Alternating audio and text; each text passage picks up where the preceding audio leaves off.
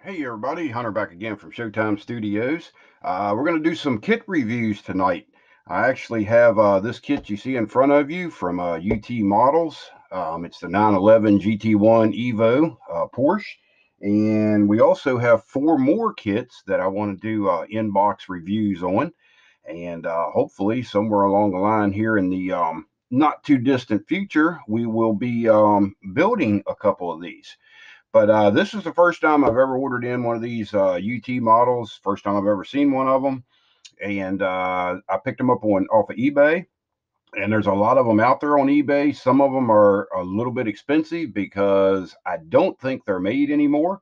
But I took a chance, ordered this one in. I paid $15 for this kit. It was like I think $10 shipping, something like that. So it wasn't too bad, and just kind of took a chance on it to see what it would look like. And I was thoroughly impressed when I got the kit and opened it up. This was sealed in the cellophane.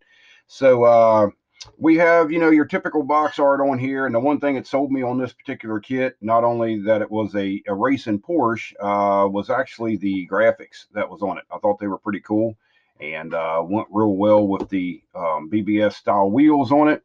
So it really sparked my interest on, building this car. But we'll go around the box here, and it's just your typical layout. Gives you some information about the actual race car, an overhead picture of it, and a couple other side views on it there, front and rear view. So nothing real special about the boxes. So we'll go ahead and open this thing up. And it's pretty neat how they've laid out a few things in here I thought was very interesting. First off, we'll go through the instruction sheet here, and it's laid out pretty well. Gives you a description of the car in a couple of different languages here. English is on top, and go ahead and flip it open.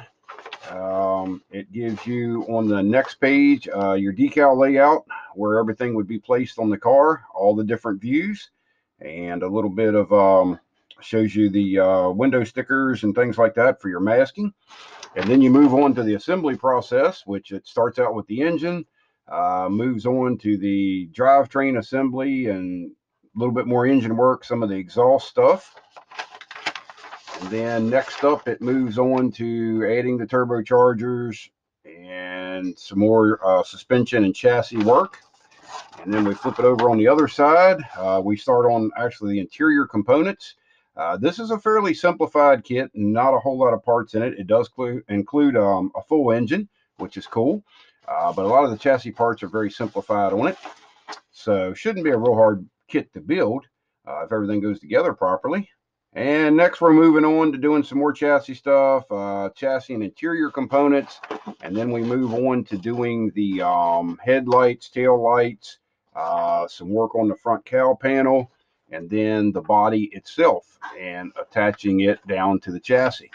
So as far as the instruction sheet, it's laid out very well. Seems to be, they give you nice color callouts and all that on it. And hopefully all the part numbers are in the right spot where they should be, but we'll see as we go along.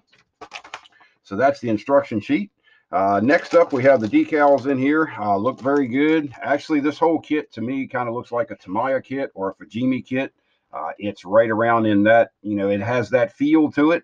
I don't know if, Fujimi or Tamiya have anything to do with this company, but there is a lot of similarities in what I see in the box.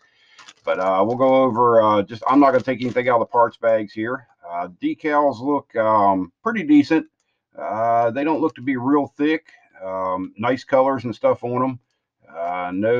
Everything looks crisp and clean on the decals, so that's pretty cool. And then also in that pack, you have the chrome transfers for the mirrors, and the window masking stickers are in here, which is basically Tamiya tape is all it is, and it's pre-cut to go on your glass. And the clear parts, look pretty good. Don't see a lot of waves and stuff in them. Little on the thick side, but we can take care of that. So that's the clear parts and the decals. The one thing I did notice that was pretty neat about this kit is when you open up the box, it has the color call out for Tamiya, Pantone, Testors, and Revell, all right there. All the colors you need for this kit. and it tells you what the numbers are. That's a pretty neat reference. Next up, we'll go ahead and pull the body out of here. The body is actually in 3 individual pieces, very similar to a Tamiya kit. You have the rear section, the actual center body, and then the front nose, which it looks to be molded very well. I don't see a lot of, in fact, I don't see any sink marks through this plastic bag here. Everything looks pretty decent. A few injector pin marks if you're going to display it with the front end off or whatever. Even on the interior, if you get a picky judge, you're going to have to take care of the injector pin marks, but they are raised, so that's good. You can just sand them out of the way and you should be good to go. So body looks pretty decent. And next we'll move on to the wheel or the tires. This has 4 slicks in it. They are staggered size, smaller on the front and wider on the rear. Look to be pretty decent. Not a hard, that's got a very faint mold line down through the center, but no writing because it has, it should have probably tire decals in it, but it may not. We'll see. All right, next up we have the first parts tree here, which is some of the roll cage, some of the interior stuff, some suspension components. Everything seems to be molded very well on this. Very faint mold lines from what I see. I don't see any flash on this particular tree. So that is a plus also. Like I say, it looks to be molded pretty well. And next we'll move on to the white parts tree, which is the interior pan, the rear section of the body I was talking about. And you have the wing.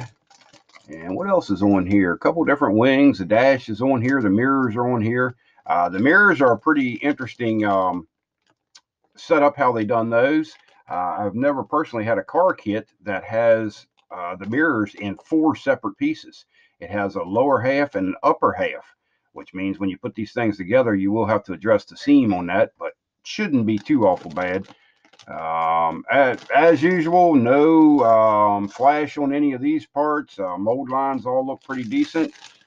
We do have some injector pin marks that are raised and some that are recessed on the rear engine cover.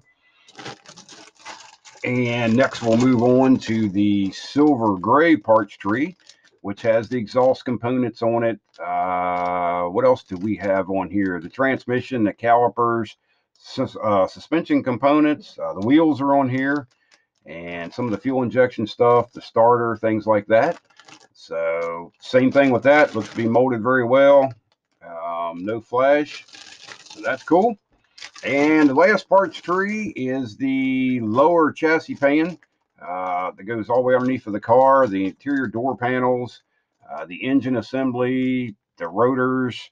Rotors look to be cast very nice or molded very nice. I like that. And I'm kind of anxious to, get started on one of these kits and see how it actually works out. Now, one thing I did notice on here, just like a Revell kit, they have the UT models and the actual kit, and I don't know if it'll show up through the bag here or not. There it is. You can see the GT1, and then up here to the top we have the UT models. You can see it right there, and those are actually raised, so you'll have to sand them off. If you're building a competition model, if you're building a shelf model, you can leave that on there and paint right over top of it, and you won't have any problem at all with it. So that's just a quick kit review on my very first UT models kit. And like I say, I don't think they're made anymore. I could be wrong on that. Somebody with a lot more experience with these kits could let me know in the comments below. And but I think for the price that I gave for it, if you can find these kits in that price range, I would definitely say go out and get one of them. As far as just looking at the parts in the box, like I say, haven't got to doing any building or anything like that on them yet, but we shall see in the near future. So that's the review from Showtime Studios on the UT Models Porsche 911 GT1 Evo. And stay tuned. We got some more kit reviews coming up right after this. And like always, I thank everybody for watching, and we'll talk to you later. Bye-bye.